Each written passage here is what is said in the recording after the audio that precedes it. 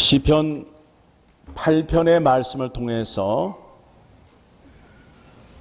인간이라는 존재가 하나님 앞에 어떻게 쓰임을 받고 어떠한 존재인지를 알게 하는 말씀입니다. 1절의 말씀을 보니까 여호와 우리 주여 주의 이름이 온 땅에 어찌 그리 아름다운지요 주의 영광이 하늘을 덮었나이다. 오늘 교회 오시면서 하늘을 보고 오셨나요? 어제 있었던 하늘이 어제와 같아요? 또 달라요? 예, 또 다른 구름이 떠 있고 또 다른 색깔의 햇빛이 비치고 또 다른 새의 울음소리가 들리잖아요. 이 땅에 하나님께서 만드신 새 가운데에 같은 울음소리를 내는 새는 없어요. 새의 종류가 그렇게 많은데 그 울음소리가 다 다르다는 거예요. 그 새들은 그 울음소리를 통해서 하나님께 영광을 올려드리는 겁니다. 2절입니다. 주의 대적으로 말미암아 어린아이들과 젖먹이들의 입으로 권능을 세우시며 이는 원수들과 보복자들을 잠잠하게 하려 하심이니이다. 아무리 강한 용사라 할지라도 하나님을 의지하지 않는 자를 하나님께서는 부끄럽게 하신다는 거예요. 어린아이라 할지라도 하나님을 의지하게 되면 그 어린아이는 하나님의 인도하심과 돌보심으로 인하여 그는 승리할 수밖에 없음을 말씀하고 있습니다. 성경에서 어린아이가 등장하는 이유는 무엇이냐면 의존적이기 때문에 그래요. 어린아이는 자기의 힘으로 할 수 있는 게 없어요. 그래서 모든 걸 누구한테 부탁을 해요? 엄마한테 해달라고 그런다고요. 우리의 믿음이 하나님께 의존적이어야 돼요. 하나님께서 해 주셔야 됩니다. 라고 3절입니다. 주의 손가락으로 만드신 주의 하늘과 주께서 베풀어 두신 달과 별들을 내가 보오니. 놀랍잖아요. 에? 이제 추석이 언제죠? 추석이 언제예요? 10월 1일. 그날 무슨 날이에요? 송편 먹는 날. 자, 그래서 이제 달이 추석날이 되게 되면 달이 어떻게 돼요? 보름달이 얼마나요? 내 얼굴보다 크잖아요, 그죠? 그런데 그 달이 매년 보름 때 같은 크기예요? 보름달만 그렇게 커요? 보름달만 그렇게 크다는 거예요. 놀랍지 않아요? 1년에 한 번, 딱 그날만 그렇게 큰 거예요. 여러분 추석을 맞이하시면서 내가 겪었던 추석 가운데 보름달이 요만했던 적이 있어요, 없어요? 놀랍잖아요. 놀랍잖아요. 하늘과 땅에 하나님이 창조하신 것을 보고 다윗은 지금 어떤 상태에 있어요? 몹시 놀라고 찬양과 영광이 넘치는 상태에 있어요. 그렇죠? 그래 안 그래요? 뭐 전혀 그렇지 않은 것처럼 표정을 하고 계시는데 그렇잖아요. 지금 다윗은 지금 우주 만물을 보면서 하나님의 놀라운 솜씨를 찬양하고 있다고요. 그러면서 우리는 그 우주 만물의 그 아름다움을 눈으로 보고 또 하나님께서 만드신 또 아름다운 맛있는 것들을 우리가 먹고 있잖아요. 그렇죠? 여러분은 음식 가운데 어떤 음식을 제일 좋아하십니까? 뭘 좋아하세요? 김치? 김치 또. 그러니까 김치를 만들 때에 그 배추를 하나님께서 만들어 주셨는데 누구를 위하여 만들어 주신 거예요? 나를 위하여. 나를 위하여. 에? 나를 사랑하셔서 나를 위하여 만들어 주셨다고요. 그러니까 배추를 먹을 때 여러분이 어떻게 먹으셔야 되겠어요? 이까지 풀떼기 하면서 드시면 안 된다는 거예요. 이거를 누구를 위하여 만들어 주셨다고요? 나를 위하여. 놀라운 가운데에 감사함으로 드셔야 된다고요. 하나님께서 김치 만들어 먹으라고 배추를 주셨구나. 에? 얼마나 좋아요, 배추. 겉에 푸릇푸릇한 거는 말려서 우거지국 끓이고, 에? 안에 있는 노란 거 꼬깃꼬깃한 것은 된장에다 쌈 싸 먹고, 나머지는 김치 담그고. 기가 막히지 않아요? 맛있는 거예요. 그거를 보면서 이제 누구를 생각했느냐 하면 자기와 사람들을 생각한 거예요. 자, 4절 말씀 같이 읽겠습니다. 사람이 무엇이기에 주께서 그를 생각하시며 인자가 무엇이기에 주께서 그를 돌보시나이까. 오늘 설교 제목이 뭐예요?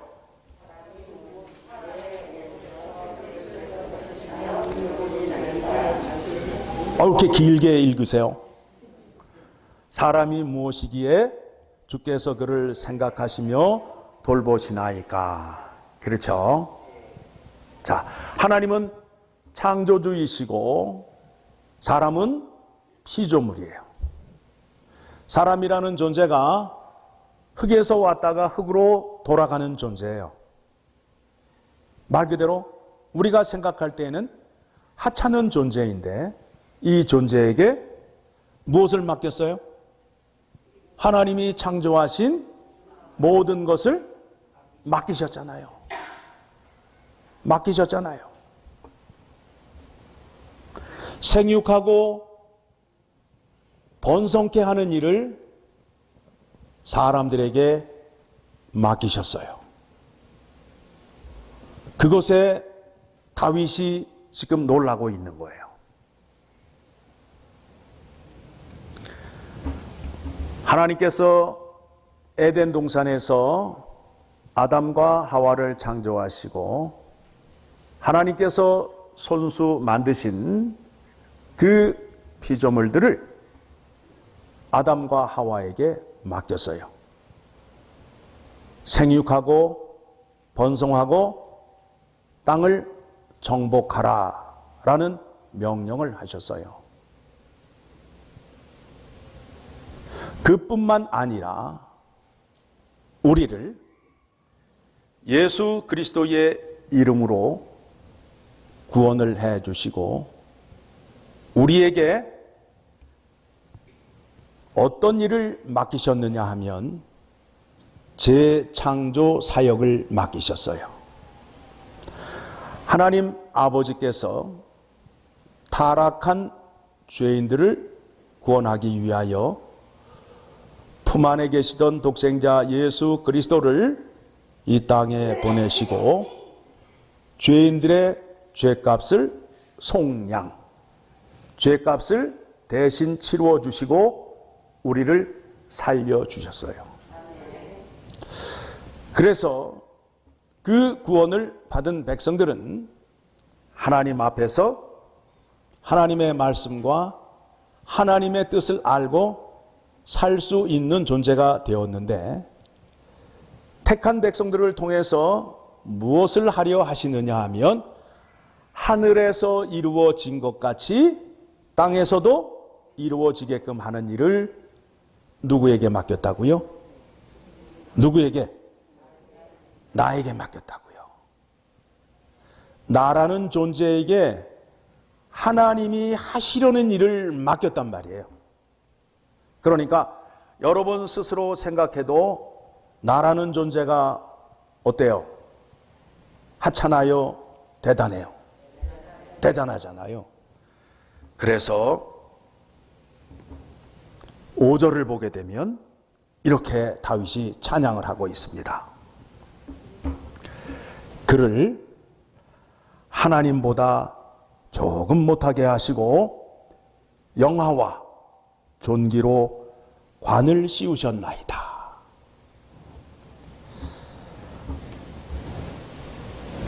왕관을 씌워줬다는 거예요. 왕관을. 여러분 TV에서 사극 많이 보셨죠? 사극 보셨어요? 안 보셨어요? 성경만 보지 마시고 TV도 좀 보시면서 그러셔야 이 설교를 들으실 때 도움이 됩니다. 자, 왕이 신하들을 모아놓고 회의를 할 때에 신하들은 어떤 모자를 썼어요? 개털 모자를 썼는데 왕은 무슨 모자를 썼어요? 금으로 된 왕관을 썼단 말이에요. 왕관을 신하들도 썼어요? 안 썼어요? 안 썼다고요. 누구만 썼다고요? 왕만 썼단 말이에요. 왕관을. 그런데 그 왕관을 누구에게 씌워줬다고요? 나에게. 자, 그러면 하나님께서 나를 존귀한 자로 여기시면서 영화와 존귀로 왕관을 씌워주셨다라고 말씀하고 있습니다. 나는 이제 뭘 쓴 자가 된 거예요? 왕관을 쓴 자가 된 거예요. 그래서 이제 왕관을 썼으니까 이제 내가 어떻게 하여야 하는지를 생각하여야 되는데, TV를 많이 보다 보면 왕이 주로 하는 말이 뭐예요? 내 이놈 무엄하도다. 저놈을 옥에 가두어라. 이런 개념으로 왕을 생각하시면 된다, 안 된다? 안 된다, 이거. 이거는 TV에서 하는 얘기고, 성경에서의 왕은 어떤 자리에 있는 사람이냐 하면 백성을 대표해서 하나님 앞에 나아가는 자예요. 하나님의 은혜를 받아서 그 은혜를 백성에게 전하는 사람을 왕의 직분이라고 그러는 거예요. 이해하셨죠? 그러니까 여러분이 왕이 되었다 하면 내 이놈 이러는 게 아니라 하나님 앞에 나아가서 하나님께서 주시는 은혜를 받아다가 백성에게 전하는 사람이란 말입니다. 그렇죠? 그 일을 감당하셔야 됩니다. 그 권세를 우리에게 주셨는데 어떻게 주셨느냐 하면 세상이 모든 힘을 다 동원해서 예수 그리스도를 십자가에 못 박아 죽게 하셨어요. 그런데 하나님의 능력이 죽은 예수 그리스도에게 나타남으로 인하여 예수 그리스도께서 어떻게 되셨죠? 사망 가운데에서 부활을 하셨단 말이에요. 그러니까 세상이 동원한 모든 권세가 하나님의 능력 앞에 무릎을 꿇은 거예요. 그렇죠? 그래서 부활의 권세가 사망의 권세를 이겼네 하는 거예요. 왜냐하면 세상이 할 수 있는 모든 거짓을 다 동원해서 예수 그리스도를 십자가에 못 박아 죽였는데 하나님의 능력이 그들이 죽인 예수 그리스도를 다시 살렸어요. 그런 다음에 아버지께서 그의 아들에게 주신 권세가 무슨 권세이냐면 하늘과 땅에 있는 모든 권세를 아들에게 주셨어요. 그러니까 지금 하늘과 땅에 있는 모든 권세를 누가 잡고 계시는 거예요? 예수 그리스도께서 잡고 계시는 거예요.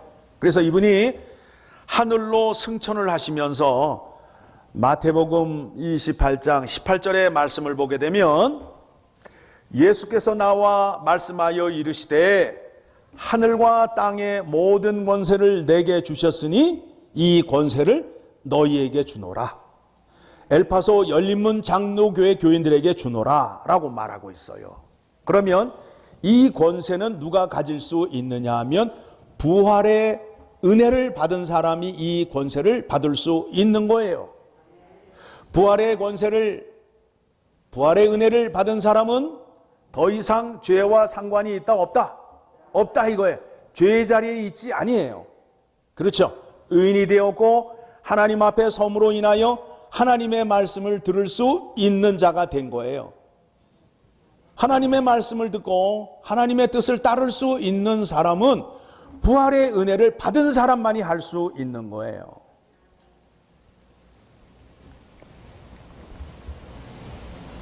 그래서 부활의 권세를 받은 사람은 어떤 능력을 갖고 있느냐 하면 죄에 대하여는 죽고 하나님에 대하여 산 자가 된 거예요. 그래서 죄 아래서는 나도 죽고 남도 죽일 수 있는 권세가 있는 거예요. 무슨 얘기냐면 죄가 내 안에 들어오거나 내 앞에 있게 되면 내가 그 죄를 물리치거나 거부하잖아요. 그렇죠? 그와 같은 모습을 저 세상 속에 나아가 사람들 앞에서 보여줌으로 인하여 아, 죄가 이렇게 물러가는구나 라는 것을 보여주라는 거예요. 에? 그렇죠? 그러니까 제일 심각한 게 뭐냐면 그 카지노에 가서 슬롯 머신을 땡기면서 주여 주여 하거나 고스톱을 치면서 주여 주여 하는 사람들, 이거 심각한 거예요. 심각한 거예요. 그거는 하나님의 이름을 망령되이 일컫는 거예요. 왜 그러느냐 하면 하나님의 이름 앞에는 죄가 머무를 수 있다 없다? 거부가 돼야 되는데 믿는 자가 앉아가지고 그렇게 하고 있으면 어떻게 되는 거예요? 심각한 얘기죠. 네. 그리고 생명 앞에서 살고 있는 모습을 보여주는 거예요. 말씀대로 순종함으로 인하여 하나님의 복받는 모습을 세상 사람들에게 보여주는 거예요. 그러므로 인해서 나도 하나님을 믿으면 너처럼 될 수 있니? 라고 질문을 받을 수 있는 자리까지 가시라는 거예요. 그거를 우리에게 부탁하고 계시는 겁니다.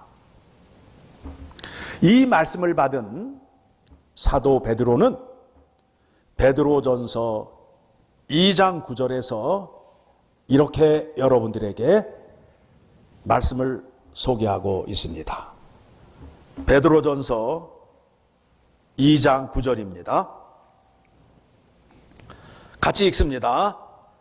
그러나 너희는 택하신 족속이요 왕같은 제사장들이요 거룩한 나라요 그의 소유가 된 백성이니 이는 너희를 어두운 데서 불러내어 그의 기이한 빛에 들어가게 하신 이의 아름다운 덕을 선포하려 하심이라.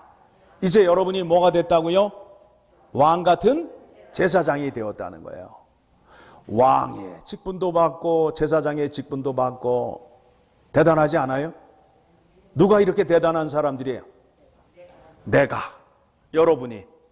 근데 알고 계셨어요? 모르고 계셨어요? 왜 대답 안 하시는 거예요? 여러분들이 이와 같은 직분을 받으신 거예요. 이와 같은 권세를 받으신 거예요. 하나님이 이미 주셨는데 내가 가졌는데도 모르고 있는 거예요. 오늘 이 시간 그 말씀을 확인하려 합니다. 택함을 받아서 이제 왕 같은 제사장이 되었어요. 왕 같은 제사장. 자, 하나님 앞에 나아가서 하나님의 은혜를 받아서 세상 사람들에게 전하여야 한다는 것은 아까 말씀을 통해서 확인하였고, 이제 남은 게 뭐예요? 제사장이 남았죠? 그렇죠? 제사장이 남았어요. 제사장은 어떤 사람이죠? 어떤 일을 하는 사람이죠? 자, 구약에는 세 가지의 직분이 있어요. 왕, 제사장, 선지자. 그렇죠? 근데 이 직분에 기름을 이렇게 부어서 안수함으로 인하여 그 직분에 쓰임받는 자라는 뜻이에요. 안수를 받았다 하면. 자, 왕은 하나님 앞에 출입하는 자요. 자, 제사장은 백성의 편에 서서 하나님께 나아가 죄사함을 받게 하는 자고, 선지자는 하나님의 말씀을 백성에게 전하는 자. 그러니까 세 직분이 정말 우리에게 필요한 직분이잖아요. 제사장의 직분을 우리가 이제 감당을 해야 되는데, 제사장의 직분은 죄를 멀리 하여야 이 직분을 감당할 수 있어요. 백성의 죄를 들고 하나님 앞에 나아가는데 그냥 나아가는 것이 아니라 백성의 죄를 들고 하나님께 나아가 제사를 드리기 전에 먼저 하여야 할 일이 있어요. 자신의 죄를 위해서 하나님께 제사를 드려야 돼요. 어떤 제사를 드려야 돼요? 우리가 알고 있는 대로 속죄제를 드려야 돼요. 나의 죄를 위해서. 그거 하나로 끝날까요? 혹시 옆에 사람에게 뭐 잘못한 것이 있나, 이웃에게 잘못한 것이 있나를 생각하면서 무슨 제사를 드려야 돼요? 속건제를 드려야 돼요. 그렇죠? 그런 다음에 하나님께 화목해 하기 위해서 무슨 제사를 드려야 돼요? 화목제를 드려야 되고, 그 다음에 하나님 앞에 내가 헌신하겠습니다. 그때는 무슨 제사를 드려요? 5가지 제사 종류를 다 말씀을 드리면 돼. 번제, 속죄제, 속건제, 화목제, 소제가 있잖아요. 자, 나를 불태워서 하나님께 헌신하겠습니다. 그때는 무슨 제사라고요? 번제, 태워서 드리는 거니까 번제. 그 다음에 자발적으로 충성을 하겠습니다 라고 드리는 제사가 무슨 제사라고요? 아니, 하나 남은 거 대답하면 되는데 소제. 그러니까 제사장이 백성들의 죄를 들고 하나님 앞에 나아가 제사를 드릴 때에 몇 가지 제사를 드려야 돼요? 쉬운 일이에요? 어려운 일이에요? 어려운 일이라고요. 자기를 하나님 앞에서 정결하게 한 다음에, 그 다음에는 이제 뭘 해야 되느냐 하면 내 식구 가운데에 죄가 있잖아요. 또 그 죄를 들고 나가서 또 제사를 드려야 돼. 내 식구들의 죄사함을 다 정결하게 한 다음에 그때에 어떻게 하라고요? 백성이 드리는 제물을 들고 하나님 앞에 나아가 제사를 드리는 거예요. 제사장의 직분을 감당하는 게 쉬운 일이 아니지요. 그런데 우리에게 왕 같은 제사장들이요 라고 말씀하고 있다고요. 우리가 그렇게 그 믿음을 지켜야 함을 알게 하는 거예요. 그 말씀에 대해서 로마서 12장 1절을 가게 되면, 로마서 12장 1절의 말씀을 보게 되면, 자, 찾으셨으면 함께 읽겠습니다. 그러므로 형제들아, 내가 하나님의 모든 자비하심으로 너희를 권하노니 너희 몸을 하나님이 기뻐하시는 거룩한 산제물로 드리라. 이는 너희가 드릴 영적 예배니라. 내가 하나님께 예배를 드리러 나아갈 때에 제사의 제물이 되는 심정으로 나아가라는 거예요. 하나님께 드리는 제물은 어떤 것이 되어야 제물이 될 수 있어요? 예, 흠이 없고 깨끗하고 티나 주름 잡힌 것이 없고, 그 다음에 성질도 어떻게 해야 돼요? 온순해야 되고, 그래야 하나님께 드릴 수 있는 제물이 되는 거예요. 그러니까 여러분들이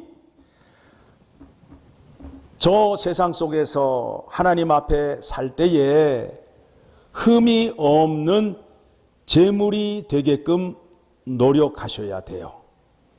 어떻게 그렇게 완벽하게 살 수 있나요? 맞아요. 우리는 완벽하게 살 수 없어요. 우리는 죄를 질 수 있다 없다? 나는 예수 믿은 이후로 죄를 한 번도 진 적이 없어. 이건 무슨 거짓말이에요? 새빨간 거짓말이야. 이거는 완전 사기꾼 중에 사기꾼이야. 이거는. 에? 뭐라고 얘기하셔야 되느냐 하면, 나는 예수를 믿어도 죄를 많이 짓는다. 그런데 예수 그리스도께서 내가 죄 지을 적마다 용서해 주시는 사랑을 베풀어 주셨다. 그래서 나는 죄를 지으면 회개하고 예수님 앞에 나아간다. 나는 너와 다른 점이 이 점이야 라고 얘기하셔야 된다고. 뻔뻔함으로 나아가시면 안 된다고. 언제 그랬냐고. 그러시면 안 돼. 에? 죄 질 수 있어요. 죄를 지으시면 우리는 죄 사함을 받을 수 있는 안전한 구원의 장치를 우리에게 허락해 주셨다고요. 그분이 누구라고요? 예수 그리스도. 그분에게 나아가시기만 하면 다 용서해 주신다는 거예요. 그래서 2절입니다. 2절 시작. 너희는 이 세대를 본받지 말고 오직 마음을 새롭게 함으로 변화를 받아 하나님의 선하시고 기뻐하시고 온전한 뜻이 무엇인지 분별하도록 하라. 여러분, 하나님 말씀 앞에 서게 되면 우리의 마음이 어떻게 된다고요? 새롭게 된다고요. 세상을 바라보는 눈이 달라요. 그렇죠? 아까 우리 권사님 김치가 제일 맛있다고 말씀하셨는데, 구원받기 전과 구원받은 후에 김치 맛이 달라지는 거예요. 그렇죠? 예. 여러분, 김치에 들어가는 모든 재료가 누가 주신 거예요? 하나님이 우리에게 주신 것을 가지고 그것을 모든 채소를 동원해서 아름답게 만들어내는 재창조의 일을 하는 거예요. 그러니까 여러분, 김치를 만드실 때에 이런 마음으로 하나님이 주신 재료로 내가 정말 맛있게 만들어서 하나밖에 없는 김치를 만들어서 하나님께 자랑하고 영광을 올려드리는 거예요. 하나님이 주신 재료로 이와 같이 맛있고 아름다운 김치를 만들었어요. 하나님 감사합니다 라는 마음이 생기셔야 된다고요. 그러니 김치가 맛있을 수밖에 없잖아요. 그래서 참 놀랍게도 100명의 주부가 만든 김치가 다 똑같다, 다 다르다. 다 다르다는 거예요. 맛이 다 다르다는 거예요. 얼마나 놀라운 일인지 몰라요. 그와 같은 감사함으로 사셔야 됩니다. 그렇게 사람들이 변하게 되면 이제 사람을 바라보는 눈이 달라지는 거예요. 예수 믿기 전에는 나만 똑똑한 줄 알았어요. 그런데 예수를 믿고 난 후에는 옆에 있는 분도 예수 그리스도의 이름으로 구원을 받았음으로 인하여 이분에게도 하나님의 영화와 존귀의 관을 씌워주셨구나라는 믿음이 생기게 됨으로 인하여 이웃을 업신여길 수 있다 없다? 없다가 되는 거예요. 큰일 나는 거예요. 여러분, 내 주변에 있는 사람들이나 교회 안에 있는 사람들을 어떻게 생각하셔야 되느냐 하면 내 몸의 지체로 생각하시라고요. 내 몸의 지체로 생각하시라고요. 아, 이거는 냄새가 나고 지저분하니까 잘라버려. 그래서 발을 잘라버리면 어떻게 돼요? 발에서 냄새 나요, 안 나요? 에? 운동화 신고 돌아다니다 보면 발에서 냄새 나요, 안 나요? 나잖아요. 아, 냄새 나. 이거 재수 없어. 잘라버려. 그럼 어떻게 돼요? 못 걷는다니까요. 어떻게 하셔야 돼요?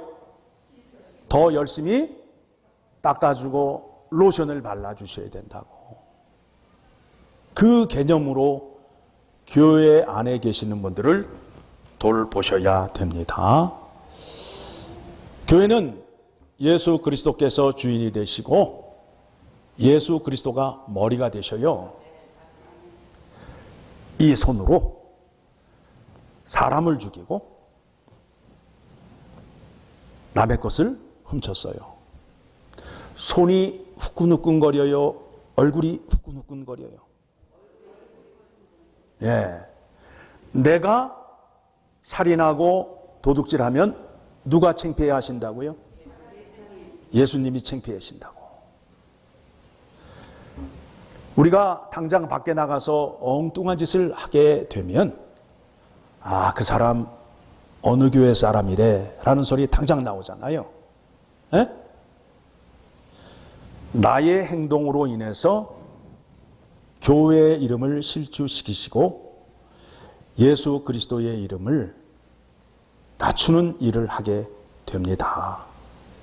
깊이 생각하셔서 나로 인해서 엘파소 열리면 장로교회 정말 그 교회 가보고 싶다. 요즘 세상에 이런 분들이 그 교회 안에 있다고 이 소리를 들으셔야 돼. 그분들을 변화시킨 그분은 어떤 분일까? 궁금증을 갖게끔 여러분들이 착하고 선한 행실로 이웃에게 증거하셔야 된다고요. 그러면 교회의 전도문이 열리고 하나님께 영광 올려드리는 일을 마음껏 할 수 있는 교회가 됩니다. 그렇게 할 수 있게끔 하나님이 우리에게 권세와 능력을 주셨습니까? 안 주셨습니까? 주셨어요. 오늘 말씀을 통해서 우리에게 주셨습니다. 하나님이 하시는 일을 우리에게 주셨습니다. 하늘에서 이루어진 것 같이 땅에서 이루기 위해서 우리를 택하시고 우리에게 하나님이 어떤 분이신지를 알게 하시고 그 말씀대로 사는 자에게 복을 주시